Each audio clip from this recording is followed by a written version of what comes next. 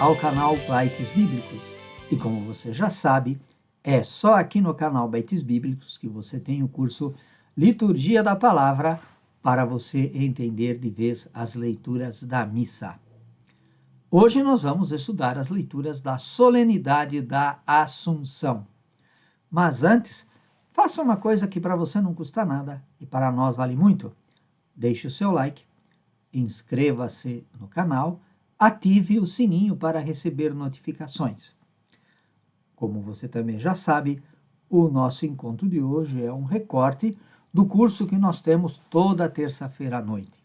Para quem participa do nosso curso, temos vantagens exclusivas. Por isso, pense na possibilidade de seguir conosco este maravilhoso caminho pelas liturgias dominicais. Antes de iniciarmos o estudo das leituras da liturgia, convém retomar um conceito que já falamos várias vezes aqui no nosso canal, mas é sempre bom repetir.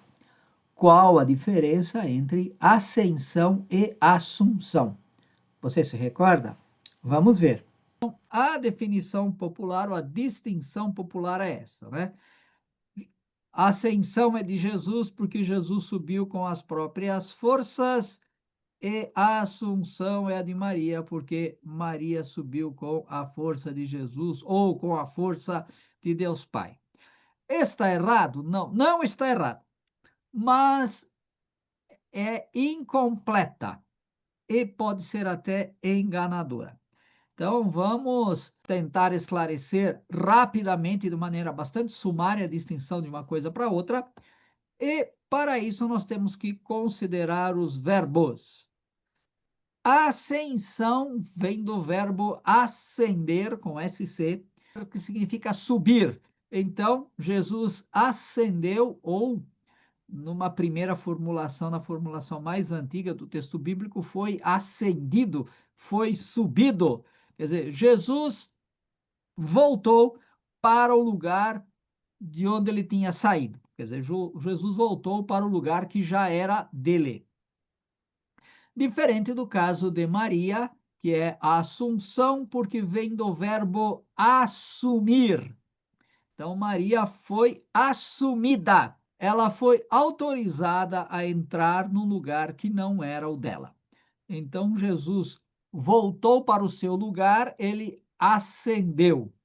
E Maria entrou no lugar de onde ela não tinha saído, ela foi assumida. Quer dizer, recebeu autorização para entrar.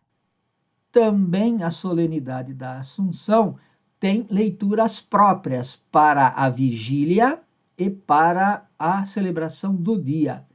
Vamos ver aí as leituras da celebração da vigília. Nós temos primeiro a leitura tirada do livro de Crônicas, primeiro Crônicas, depois Salmo 131, depois primeira São Paulo 1 Coríntios 15 e Lucas 11. Rapidamente.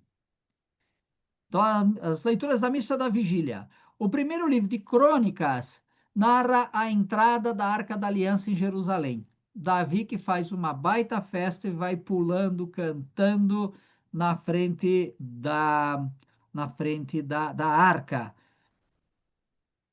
O Salmo 131 apresenta lá, celebra a presença de Deus em Jerusalém. Tá vendo? Continuação mais do que natural, né? A entrada na primeira leitura, a arca entra e o Salmo celebra esta presença de Deus em Jerusalém.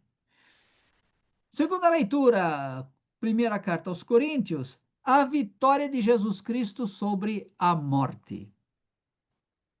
E, por fim, Lucas 11, aquela bem-aventurança, bem-aventurados os seios que te amamentaram, e Jesus responde, mais felizes são aqueles que ouvem a palavra de Deus e a colocam em prática. Veja que tudo isso se referindo a Maria, então, nesta festa da Assunção, a arca que sobe e entra em Jerusalém, Maria que entra no céu, né? A vitória de Cristo sobre a morte, a vitória de Maria sobre a morte. Felizes os que ouvem a palavra de Deus e colocam em prática Maria como primeiro modelo desta dinâmica. Se você for participar da missa no sábado à tarde, espero que na sua comunidade sejam proclamadas as leituras da missa da vigília e não aconteça aquele Frankenstein que de vez em quando acontece por aí.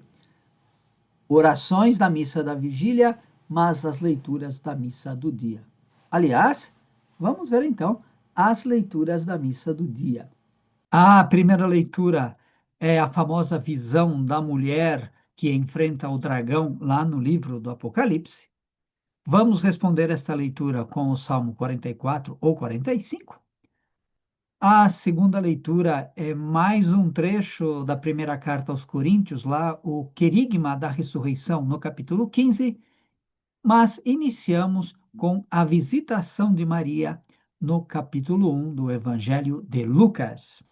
Neste conjunto de leituras, o Evangelho, a primeira leitura e o Salmo falam de mulheres. E quem vai nos ajudar a enxergar as mulheres do Evangelho é a professora Rita de Cássia Ló. Os dois trechos de hoje. A visitação, que é do versículo 39 ao 45, mais o 56. E então nós temos, logo após o anúncio do anjo, a mãe do Messias não espera ser servida, mas vai servir. Quer dizer, ela recebe o anúncio e em seguida, segundo Lucas, ela vai auxiliar a prima Isabel. Maria foi a uma cidade da Judéia, só para a gente entender. Essa cidade é Aicarém, que é a aldeia em que Isabel morava. De Nazaré até esta aldeia, mais de 100 quilômetros. E a gente tem que recordar que não tem, não tem meio de transporte. O meio de transporte é caminhar. 3 dias de caminhada em grupo de viagem. Também esqueçam a história ou aquela lenda ou os filmes ou coisa que a gente imagina de que ela foi sozinha. Mulher não viajava sozinha. Isso era impossível. Não só mulher, mas havia as caravanas. Então são 3 dias de caminhada. Nos versículos 40 ao 41, a entrada de Maria na casa de Zacarias e Isabel traz a alegria, uma das consequências da presença de Jesus. Esse tema da alegria, nós já vimos em outro momento, no Evangelho de Lucas, é muito frequente. Então, a criança que estremece de alegria, semelhante a Davi dançando e pulando durante a entrada da arca em Jerusalém, aquilo que o Cássio falava, que é a leitura da vigília. Agora a criança estremece de alegria com a chegada de Maria e dentro dela está o menino. No 42, né? Bendita és tu, bendito o fruto do teu útero. Palavras usadas na Ave Maria. No versículo 45, bem-aventurada a que acreditou. Maria é bendita, é bem-aventurada, não porque é mãe de Jesus, mas porque é uma mulher de fé e de coragem. No versículo 56, Maria vai às pressas à casa de Isabel, isso é também uma prática de Lucas, tudo está com pressa, porque Deus visita seu povo. Maria fica com Isabel 3 meses, segundo esse versículo, até completar a gravidez de Isabel. Maria volta para sua casa no 56, que é aí toda a história da visita.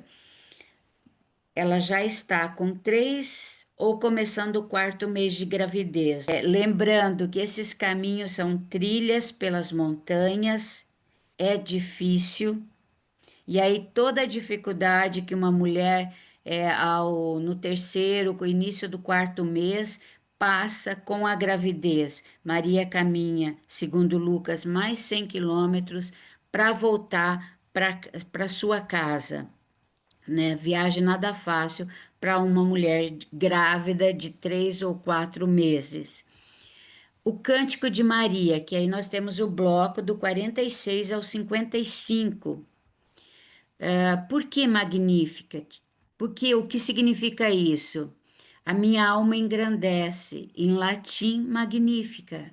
O canto fala de três transformações: pessoal, social e a nacional. Então vamos lá. A transformação pessoal de Maria, da humildade ao elogio por todas as gerações. A humildade aqui é igual condição humilde de Maria.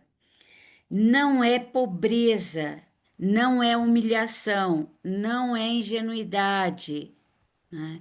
Na Bíblia é a qualidade necessária para dialogar com Deus.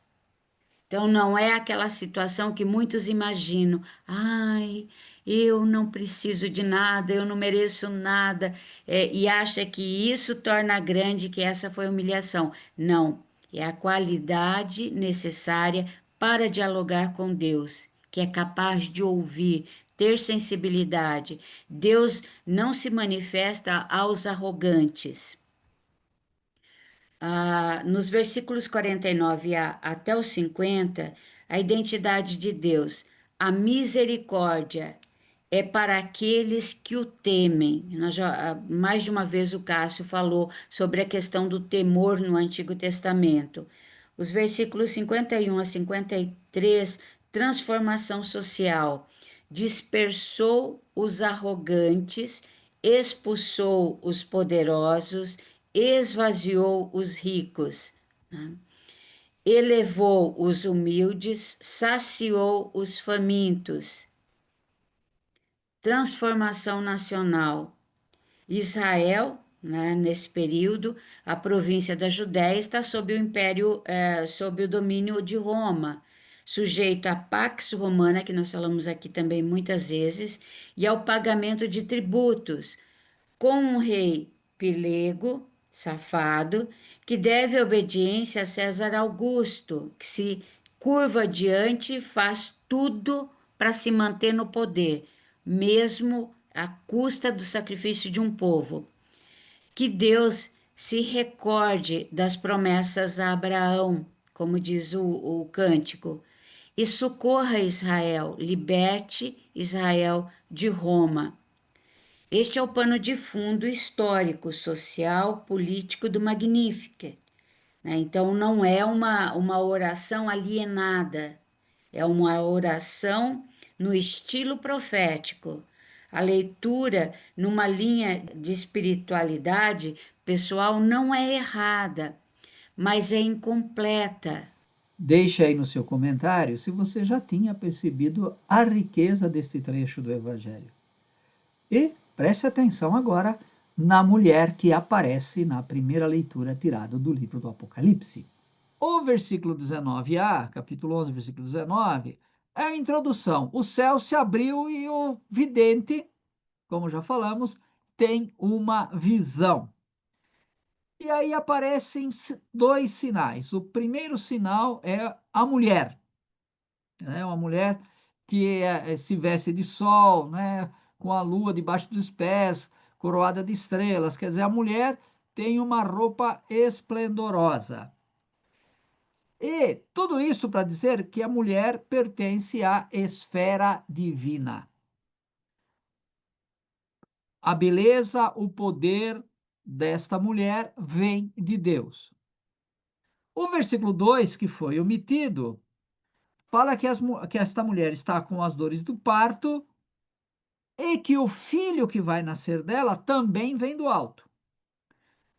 Pulamos o versículo 2, vamos para o versículo 3, mas antes é importante dizer o seguinte: a mulher não é Maria.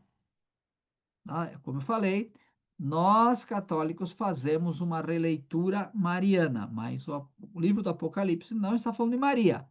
É a igreja ou é a comunidade que é perseguida. Ela está grávida, quer dizer, ela leva o anúncio de Jesus Cristo, do Cristo morto e ressuscitado, e se mantém fiel. Quem acolhe este anúncio que a mulher faz, gera Jesus Cristo. É a maneira do autor do livro do Apocalipse pensar. Então, esta mulher aqui não é Maria, é a igreja.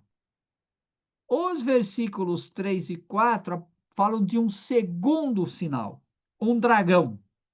E esse dragão, ele é um monstro destruidor. É um monstro bem estranho mesmo, porque tem 7 cabeças. Essa coisa de 7 cabeças é muito comum em monstros da mitologia antiga, recordando que o número 7 é um número perfeito, quer dizer, é um poder total, só que é um poder destruidor. Mas nós temos que recordar o seguinte: Roma teve 7 reis e a cidade de Roma foi fundada e se estendia por 7 colinas. Então é uma referência direta a Roma. Além disso, diz que este monstro de 7 cabeças tinha 10 chifres. O chifre é símbolo do poder. Quanto mais chifrudo, mais poderoso. Tá? E aí, então, 10 chifres quer dizer um grande poder político e militar. E diz ainda que com a cauda este monstro doido varria a terça parte das estrelas do céu. É um poder corrompido que produz a morte, que destrói tudo aquilo que é bom, ele destrói. E diz ainda que este monstro de 7 cabeças e 10 chifres está pronto para devorar o filho da mulher. Significa que Roma quer destruir o anúncio do evangelho. Veja que o ponto de referência é uma igreja perseguida pelo Império Romano. No versículo 5, diz que o filho da mulher nasce e ele assume o poder. Ou seja, apesar da perseguição, o evangelho será vitorioso. No versículo 6 diz que a mulher foge para o deserto e lá ela é protegida. O deserto é um lugar de refúgio. Uma voz celeste proclama a derrota do dragão. No céu, o dragão está derrotado, mas aqui na terra ele ainda tem poder e vai fazer muito, muito estrago. Quando o Apocalipse foi escrito, foi um tempo de perseguição muito violenta. Então, olha o que o Apocalipse, o autor está dizendo: que este dragão já está derrotado, mesmo que aqui na terra ainda ele tenha poder. Este poder um dia vai acabar, não será definitivo. Portanto, mensagem central do livro apocalíptico: não tenham medo. Também o Salmo tem mulheres. Vamos ver aí o Salmo 44 ou 45.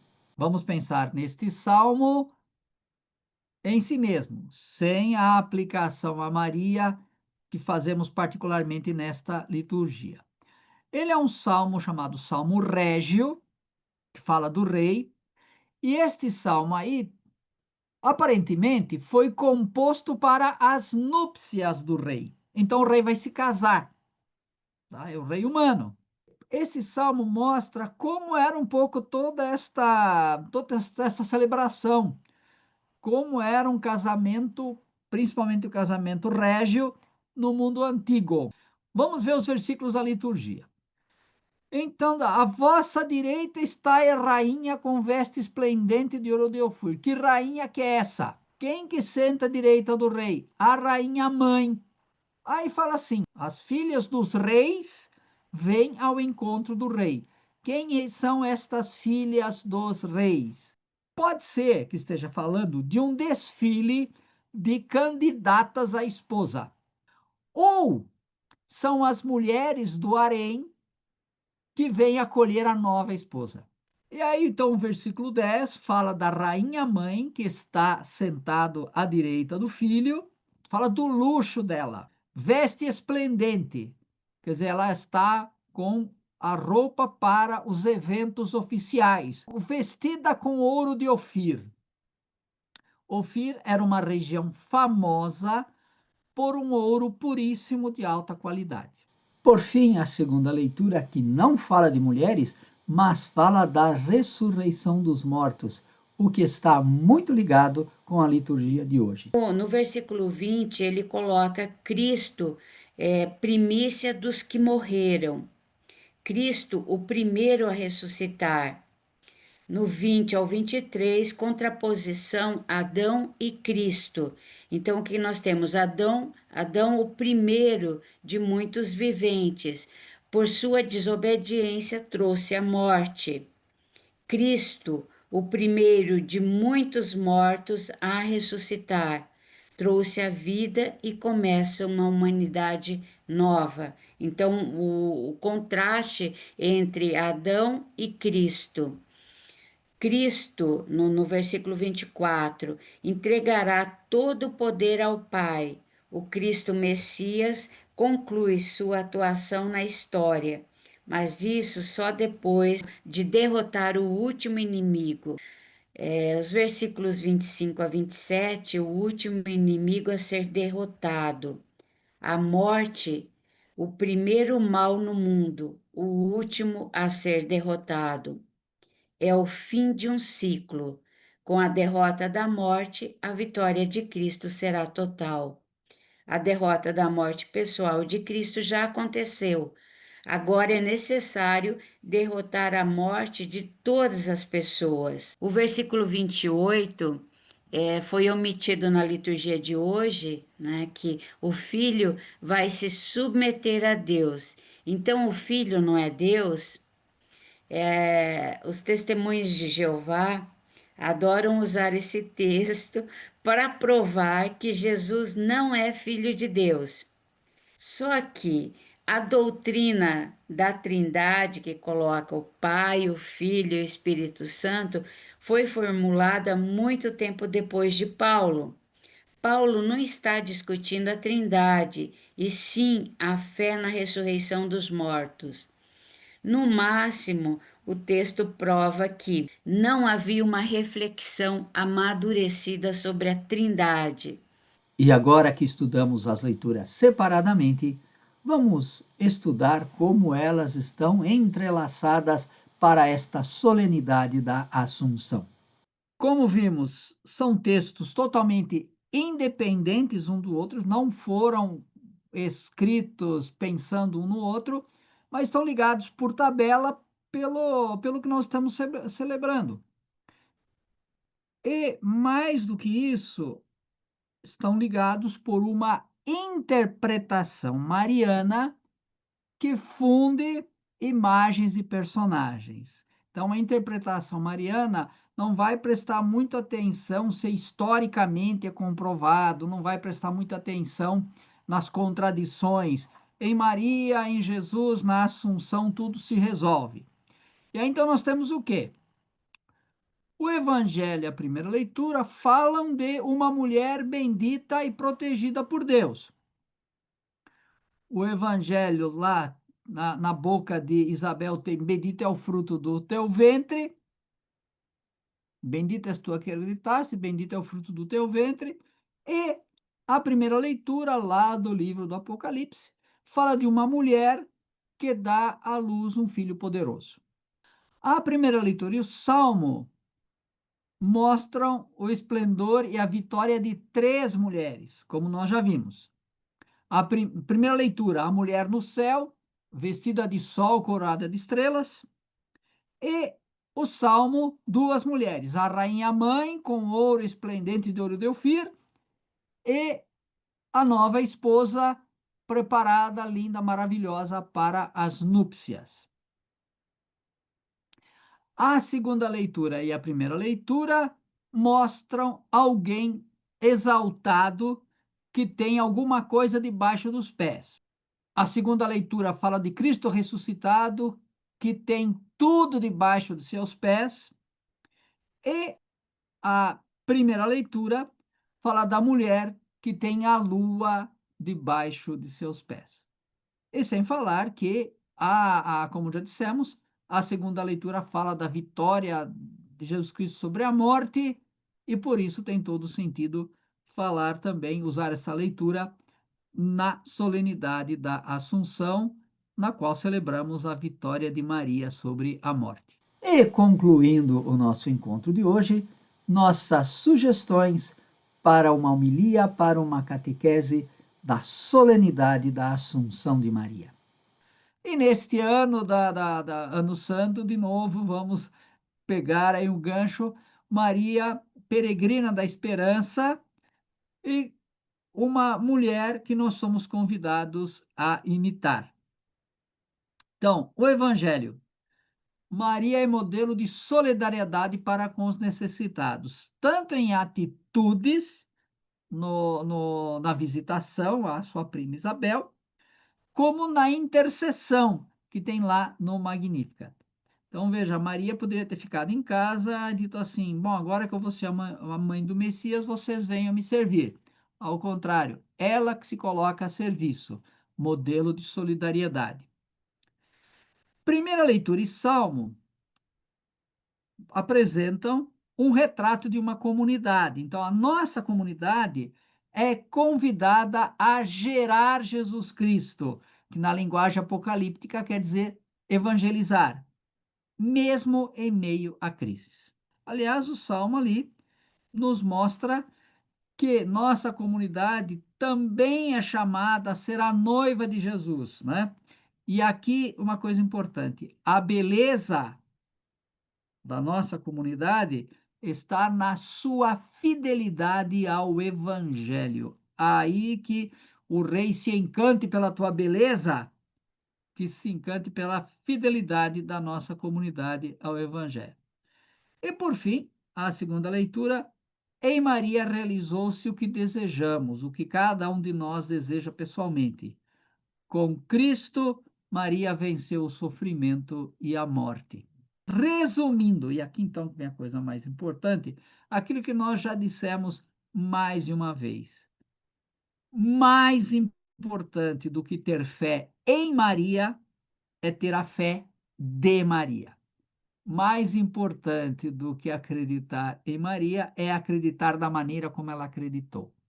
De forma comprometida, de forma com disponibilidade, com alegria, com esperança. Maria, mulher de esperança. Tenho certeza que mais uma vez o nosso encontro foi provocativo. Não se esqueça de deixar no seu comentário o que você mais gostou. Deixe também a cidade de onde você nos assiste. Pense na possibilidade de participar conosco do nosso curso toda terça-feira à noite. E é claro, deixe o seu like, inscreva-se no canal, marque o sininho para receber notificações. Compartilhe este vídeo para que mais pessoas possam saborear as riquezas desta liturgia da Assunção de Maria, que nos convida à esperança. Uma boa celebração para você.